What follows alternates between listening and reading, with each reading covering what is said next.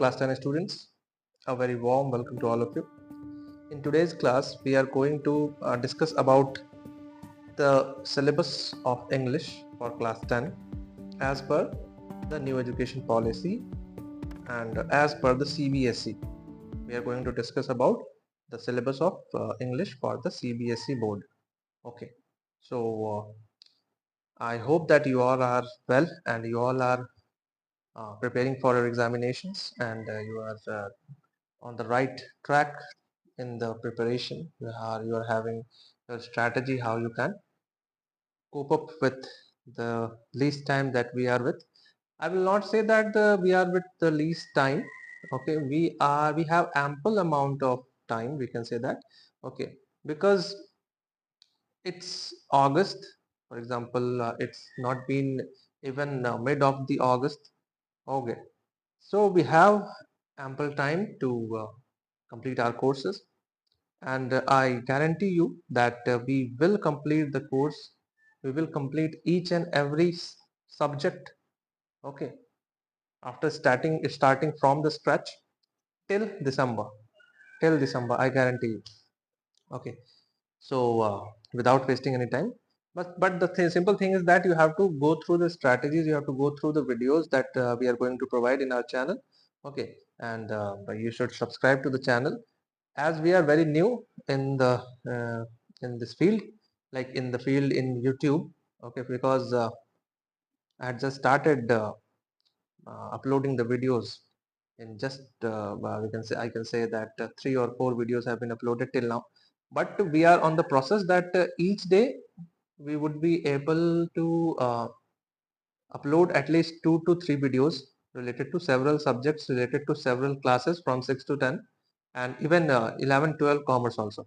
Okay, so without wasting any time, we should continue with our discussion of syllabus. Okay, so we are going to discuss about English language and literature with the code 184 given by CBSE. Okay, and that is for class 10 24-25 session. Okay, first of all, what is the section wise weightage that we are talking about? There are 3 sections. Wait, there are 3 sections. Number 1 is reading, number 2 is writing skills with grammar, and number 3rd is the language through literature. It means first is the comprehension part, that is the okay. Second is the grammar along with writing, like letter to the editor, and these all things will come under it. Okay, and then the third one is language through literature. Okay, so reading skills आपका कितना cover कर रहा है? Reading skills आपका 20 marks cover कर रहा है, और ग्रामर भी आपका कवर कर रहा है 20 मार्क्स. ओके, एंड जो आपका लिटरेचर है वो अकेला 40 मार्क्स कवर कर रहा है. लैंग्वेज एंड लिटरेचर, ध्यान दीजिएगा, लैंग्वेज एंड लिटरेचर. ठीक है, लिटरेचर काफी बड़ा पार्ट है. लिटरेचर में स्टोरीज है, प्रोज एंड पोएट्री है, 2 बुक्स हैं आपके पास. ठीक है, उसको गो थ्रू करना ही होगा. रीडिंग स्किल्स के बहुत ही प्रैक्टिस करते करते बहुत सारी चीज हम आपको बताएंगे जिससे कि आप कर पाएंगे उसको. ठीक है, तो रीडिंग और ग्रामर आपको करना होगा अभी से, और लैंग्वेज थ्रू लिटरेचर ये तो लर्न करना होगा. रीडिंग और ग्रामर आपको टेक्निक से, आपको उसके बाद सेवरल प्रैक्टिस से आप कर पाएंगे इसको. Okay, so coming to the first section, that is reading skills. So what kind of passages are there? The number 1 is reading comprehension. 1 minute. Reading comprehension through unseen passages. Unseen passages Hindi में जिसको बोलते हैं अपठित गद्यांश. ठीक है, मतलब unseen, आपने पहले नहीं देखा है, बुक से नहीं है, कुछ नया है.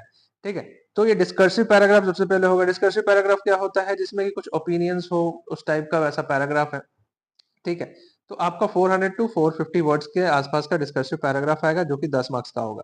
ठीक है, तो पहला ये हो गया. दूसरा पैराग्राफ जो होने वाला है वो केस बेस्ड फैक्चुअल पैराग्राफ, मतलब एक तरीके का विजुअल इनपुट, स्टैटिस्टिकल डेटा दे दिया है. मान लीजिए बोल सकता है कि 2 कंट्री है, उसका पॉपुलेशन ग्रोथ के बारे में आपको दिखा दिया है. ठीक है, उसके बाद मान लीजिए डिफॉरेस्टेशन के बारे में अगर 2-3 ग्राफ दे दिया है, पाई चार्ट हो सकता है इसमें प्रेजेंट, हो सकता है डबल बार ग्राफ प्रेजेंट हो. ठीक है, तो इसके बेसिस पे आपको क्वेश्चंस सॉल्व करने होंगे. स्टैटिस्टिकल डेटा रिलेटेड बहुत ही आसान हो जाता है, ये बहुत ही आसान हो जाता है. ठीक है, और डिस्कर्सिव पैराग्राफ भी आप आराम से कर सकते हैं, इसमें कोई वैसा बात नहीं। कॉम्प्रिहेंशन में सिंपल सी बात है कि you must know how to comprehend. Comprehend का मतलब क्या है, आप कैसे उस चीज को उससे क्या समझ पाते हैं। ठीक है, जो भी आपके पास डेटा है, जो भी आपके पास गिवन पैसेज है, पैराग्राफ है, उससे आप कैसे समझ पाते हैं, कितनी जल्दी आप समझ पाते हैं, रीडिंग स्पीड आपका कैसा है, वो सब इंक्रीज करके हम लोग 20 में से 20 मार्क्स हम लोग आराम से कर सकते हैं, कोई उसमें कोई दिक्कत नहीं है। ठीक है, तो ये हो सकता है। ओके, तो ये इसमें क्या क्या इंक्लूडेड होगा, इसमें मल्टीपल चॉइस जो कि ऑब्जेक्टिव क्वेश्चंस ये इंक्लूडेड होगा। ठीक है, शॉर्ट आंसर क्वेश्चन इंक्लूडेड होगा। ठीक है, कॉम्प्रिहेंशन से रिलेटेड इंटरप्रिटेशन होगा, क्योंकि डेटा है तो डेटा इंटरप्रिटेशन बोल समझ सकते हैं आप। ठीक है, एनालिसिस होगा, इन्फरेंस होगा, इवैल्यूएशन और वोकैबुलरी रिलेटेड क्वेश्चंस होगा। ठीक है, वोकैबुलरी रिलेटेड क्वेश्चन में बच्चे कभी कभी फंस जाते हैं, लेकिन इसमें भी ऑप्शन आपका रहता है, तो आप अगर एलिमिनेशन मेथड्स के थ्रू जाएं तो फिर इसको आराम से किया जा सकता है, कोई इसमें दिक्कत नहीं। ये हुआ हमारा रीडिंग स्किल्स सेक्शन ए, जिसमें कॉम्प्रिहेंशन था। चलिए अब देखते हैं दूसरा जो सेक्शन है हमारा, जो कि है राइटिंग स्किल्स है, section B, writing skills and grammars. तो सबसे पहले ग्रामर में बात करें तो बहुत ही लिमिटेड है आपका, कुछ वैसा है नहीं, क्योंकि लेकिन हाँ एक चीज है, ये तो लिमिटेड है, determiners, tenses, model, subject verb, agreement, यही सब रिपोर्टेड स्पीच यही है। लेकिन साइड बाय साइड जो आपका एडिटिंग है और गैप फिलिंग्स है, जो कि आपने क्लास 9th में ही पढ़ा होगा, उसमें आपका पूरा ग्रामर का जिस्ट आपसे पूछ लेता है। ठीक है, पूरा ग्रामर का जिस्ट आपसे पूछ लेता है कि चाहे वो नाउन हो, प्रोनाउन हो, एडजेक्टिव हो, एडवर्ब हो। ठीक है, तो उसका आपको नॉलेज तो होना ही चाहिए। ठीक है, चलिए सबसे पहले देख रहे हैं डिटर्मिनर्स। डिटर्मिनर्स में अलग अलग काइंड्स ऑफ डिटर्मिनर्स होते हैं, उसके बारे में आपको पता होना चाहिए। ठीक है, तो वो इसमें हम लोग देखेंगे। डिटर्मिनर्स है, ठीक है, जिसमें आर्टिकल्स भी होते हैं, आर्टिकल्स का फिर फर्दर पार्ट है। ठीक है, और डिटर्मिनर्स के सेवरल डिफरेंट टाइप्स भी होते हैं। ठीक है, फॉर एग्जाम्पल अगर डिटर्मिनर्स की बात करें, अगर मैं आपको बोलूं कि देयर इज अ पेन, इसमें कौन कौन से डिटर्मिनर्स हैं, क्या है डिटर्मिनर इसमें। तो इसमें डिटर्मिनर क्या है, एक तो अ और एक देयर। ओके, तो यही हम लोग देखेंगे कि कितने टाइप्स ऑफ डिटर्मिनर्स होते हैं, क्या होता है, ये सारा सारा क्लासेस नोट्स के साथ, क्वेश्चंस के साथ अवेलेबल है। ठीक है, tenses, the next one. Tenses बहुत इंपॉर्टेंट, पढ़ते आ रहे हैं आप लोग क्लास 5 6 7 से। ठीक है, टेंसेस के अलग अलग टाइप्स, पास्ट, प्रेजेंट, फ्यूचर, वो सब देखेंगे। फिर मॉडल्स, मॉडल वर्ब्स जिसको बहुत लोग बोलते हैं, मॉडल वर्ड वर्ब्स या मॉडल्स। ठीक है, तो इसके बारे में देखेंगे। ठीक है, can, could, may, might, would, यही। सब्जेक्ट वर्ब कॉन्कर्ड, जिसको कि सब्जेक्ट वर्ब अग्रीमेंट भी बोलते हैं। सब्जेक्ट और वर्ब का अग्रीमेंट आपको पता होना चाहिए, उससे रिलेटेड आपके एडिटिंग्स होंगे, उससे रिलेटेड आपके गैप फिलिंग्स होंगे। तो सब्जेक्ट वर्ब मतलब सब्जेक्ट अगर सिंगुलर है, सिंपल सा एक रूल है जिसको कि आगे जाके अलग अलग केसेस में चेंज होता है। जो मेन रूल है वो है कि if the subject is singular then the verb will be singular. If the subject is plural then the verb will be plural. तो ये एक है, और बहुत सारे हैं इसमें, ऐसा नहीं कि बस यही है। ठीक है, फिर reported speech, direct and indirect speech, उसके बारे में, उसके बारे में भी आपको बोल दिया कि क्या क्या आपको देखना है, कमांड एंड रिक्वेस्ट से रिलेटेड और स्टेटमेंट्स और क्वेश्चन से रिलेटेड। तो ये और इसको आसान कर देता है। ठीक है, फिर क्या है 3, the course at the secondary level seek to cement high professional grasp of grammatical items and level of accuracy, accurate use of spellings, ये सब आपका होना चाहिए, punctuation, grammar in context will be accessed through gap filling, editing, transformative exercises। आपको बताएं कि ये 3 चीज भी है आपमें, gap filling, editing. Gap filling editing तो आपको पूरा ग्रामर का नॉलेज होना चाहिए, तभी जाके आप इसको अच्छे से एक्सेल कर पाएंगे इसमें। लेकिन हाँ, बात करें ट्रांसफॉर्मेशन ऑफ सेंटेंसेस, तो वो उसकी क्लास होगी, वैसे क्लास इसकी भी होगी, लेकिन ट्रांसफॉर्मेशन ऑफ सेंटेंसेस एक आपका अलग टॉपिक ही इसमें से निकल के आ रहा है, तो इसको भी हम लोगों को करना है। ठीक है, तो ये तो आपका हो गया राइटिंग स्किल्स, सॉरी ग्रामर के बारे में। ओके, ग्रामर जो कि आपका 10 मार्क्स का है।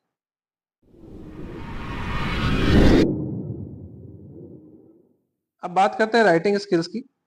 राइटिंग स्किल्स में क्या है आपका, तो इसको भी आसान कर दिया है, बहुत ही आसान कर दिया है। देखिए, writing a formal letter based on a given situation, जो कि क्वेश्चन में होगा, given situation in 100 to 120 words. 100 to 120 words में आपको फॉर्मल लेटर एक लिखना है। 1 out of 2 questions is to be answer, मतलब इसमें भी आपको ऑप्शन मिलेगा, 2 ऑप्शन आपके पास रहेगा, उसमें फॉर्मल लेटर रहेगा। एक तो आपका लेटर टू द एडिटर रहेगा ही रहेगा, ठीक है, और दूसरा भी आपका कोई फॉर्मल रहेगा, मान लीजिए लेटर ऑफ इंक्वायरी है, ठीक है, या प्लेसिंग एन ऑर्डर है, ये सब आपके सिलेबस में है, तो उसी से रिलेटेड आपका इसमें रहेगा कोई 2 ऑप्शन, उसमें से आपको एक करना है, तो ये भी आसान हो जाता है। फिर एनालिटिकल पैराग्राफ लिखना, ठीक है, एनालिटिकल पैराग्राफ आपको लिखना है in around 100 to 120 words on a given map, chart, graph, cue, 1 out of 2 question to be answer. इसमें भी 2 ऑप्शन रहेगा आपका एनालिटिकल पैराग्राफ में। डिस्क्रिप्टिव पैराग्राफ नहीं, एनालिटिकल पैराग्राफ की बात हो रही है यहाँ पे। आपने क्लास 9th में डिस्क्रिप्टिव पैराग्राफ पढ़ा था होगा। इसमें आपको मैप दे देगा, कोई चार्ट दे देगा, कुछ ग्राफ दे देगा, ठीक है, उससे रिलेटेड आपको पैराग्राफ लिखना होगा। मान लीजिए कि ट्री के नंबर या फॉरेस्ट कवरेज के ऊपर आपको कोई ग्राफ दे दिया है, तो आपको उससे क्या इंटरप्रेट आप कर रहे हैं, उसके बारे में आप इसमें लिख सकते हैं कि कैसे फॉरेस्ट कवर कम होता जा रहा है उससे। अब मान लीजिए आपको वो दिया फॉरेस्ट कवर के बारे में, तो आप उसमें लिख सकते हैं कि हाँ, कैसे हम लोग एफॉरेस्टेशन कर सकते हैं, कैसे क्या क्या इससे प्रॉब्लम आ रहा है सोसाइटी में फॉरेस्ट के कम होने से, ठीक है, क्या क्या हेल्थ इश्यूज है, उसको कैसे फिर हम लोग चेंज कर सकते हैं। तो जब भी आप पैराग्राफ लिख रहे हैं, जब भी आप ऐसे लिख रहे हैं, तो आपको प्रॉब्लम तो दिखाना है, और बट उसके साथ at the end of the passage और at the end of the paragraph या ऐसे आपको उसका सॉल्यूशन दिखाना है, ठीक है, कि हाँ ये प्रॉब्लम तो है, बट उसका सॉल्यूशन आप कैसे करेंगे, वो आपको दिखाना होगा इसमें, ठीक। चलिए, तो यहाँ पे हमारा ग्रामर और राइटिंग पार्ट एंड होता है।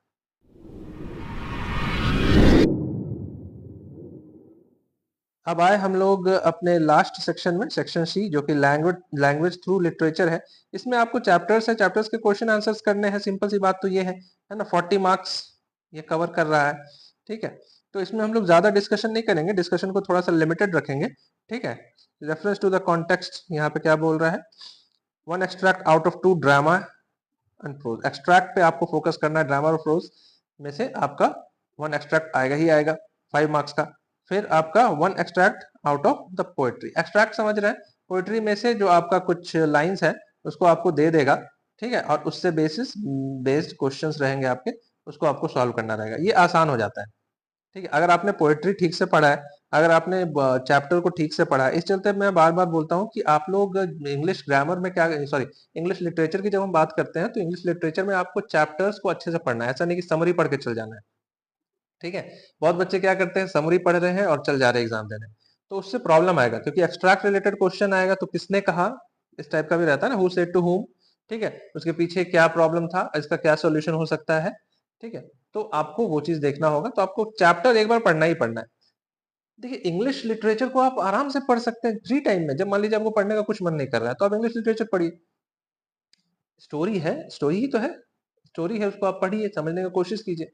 आजकल तो बहुत सारे वीडियोस अवेलेबल है जिसमें उसको एक्सप्लेन किया गया, आप उसको देख सकते हैं। हम लोग भी डालने वाले हैं इंग्लिश के सारे चैप्टर्स का, हम लोग हिंदी ट्रांसलेशन डालने वाले हैं अच्छे तरीके से, तो वो आप देख सकते हैं, ठीक है। तो चलिए, इसमें भी आपको हेल्प मिलेगा। क्वेश्चन आंसर्स तो है ही, क्वेश्चन आंसर्स तो आपके नेट पे भी अवेलेबल है, उसको आप आराम से कर ही सकते हैं, ठीक है। तो किस टाइप का इसमें क्वेश्चंस होगा,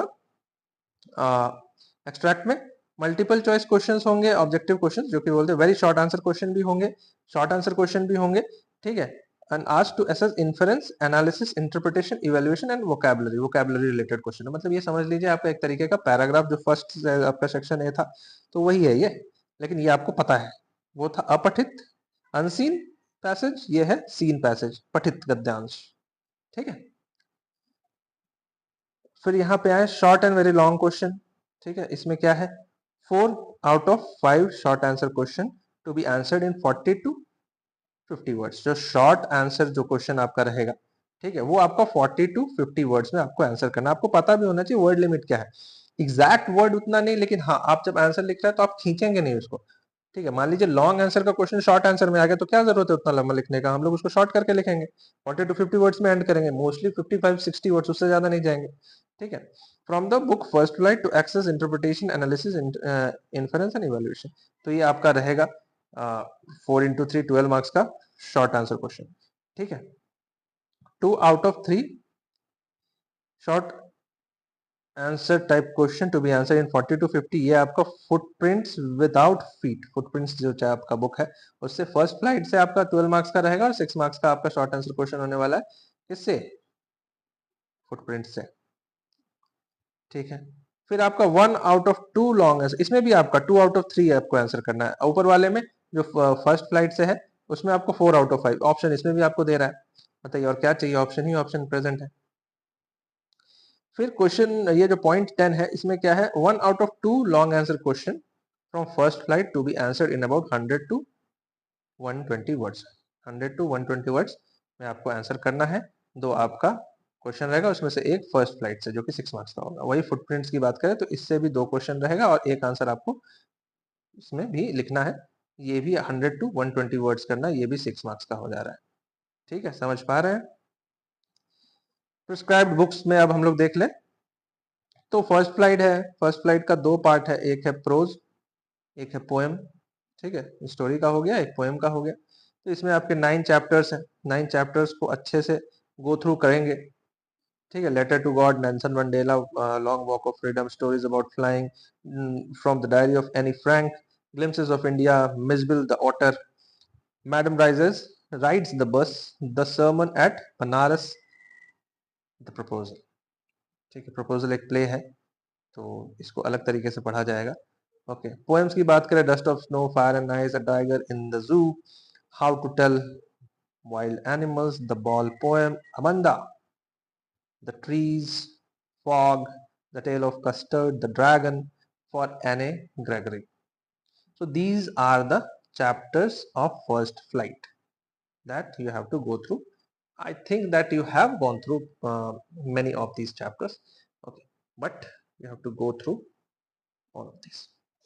Talking about the content of footprints without fleet, we have 9 chapters. A triumph of surgery, the thief's story, the midnight visitor, a question of trust, footprints without feet, the name of the chapter. Sorry, name of the book. The making of scientist, the necklace, Bholi, the book that saved the earth. 9 chapters are there, you have to go through. We will go through each of the chapters. It will be very interesting discussing all these chapters and discussing all the content of English grammar and I can say grammar and writing, okay, and passages also. So we will start it from the scratch from in a few days, I can say, okay. And I am waiting for all of you to join the classes, okay. And with that I am ending this video. This was the video for the syllabus discussion of English class 10 CBSE. Like that we are going to discuss the syllabus of class 9th also, and we are going to put the videos on YouTube for class 9, 7, 8, 6 also, and class 11, 12 very soon. Thank you very much. Have a good day.